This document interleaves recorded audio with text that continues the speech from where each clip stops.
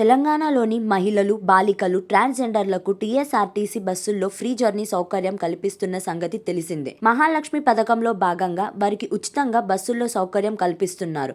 దీంతో బస్సుల్లో రద్దీ విపరీతంగా పెరిగింది.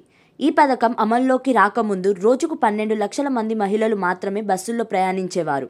మహాలక్ష్మి పథకం అమల్లోకి వచ్చాక ఆ సంఖ్య దాదాపు 30 లక్షలకు చేరింది.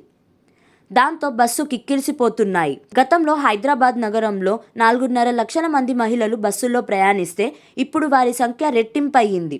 పురుషులకే కాదు, దివ్యాంగులు, సీనియర్ సిటిజన్లకు కూడా బస్సుల్లో సీట్లు దొరకని పరిస్థితి. అయితే త్వరలో ఈ సమస్యకు పరిష్కారం లభించనుంది. ప్రయాణికులకు టీఎస్ఆర్టీసీ గుడ్ న్యూస్ చెప్పింది.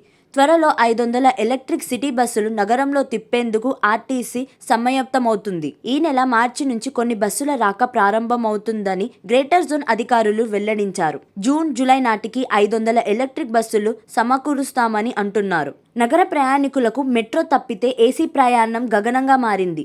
సిటీ బస్సుల్లో ఏసీ కాదు కదా, సీటు కూడా దొరకట్లేదు. ఈ సమస్యలన్నిటికీ త్వరలో సమకూరుస్తున్న 500 ఎలక్ట్రిక్ బస్సులతో పరిష్కారం లభించనుంది.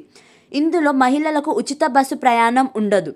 దాంతో ఈ బస్సుల్లో ప్రయాణికులకు సీట్లు దొరికే ఛాన్స్ ఉంటుంది. ఈ బస్సుల్లో పాస్ తీసుకున్న విద్యార్థులతో పాటు జనరల్ పాస్ తీసుకున్న వారికి కేటాయించే అవకాశం ఉంది. వచ్చే విద్యా సంవత్సరం ప్రారంభానికి అందుబాటులోకి వస్తే కొన్ని కళాశాలకు ప్రత్యేకంగా బస్సు సౌకర్యం కల్పించాలని ఆర్టీసీ అధికారులు భావిస్తున్నారు.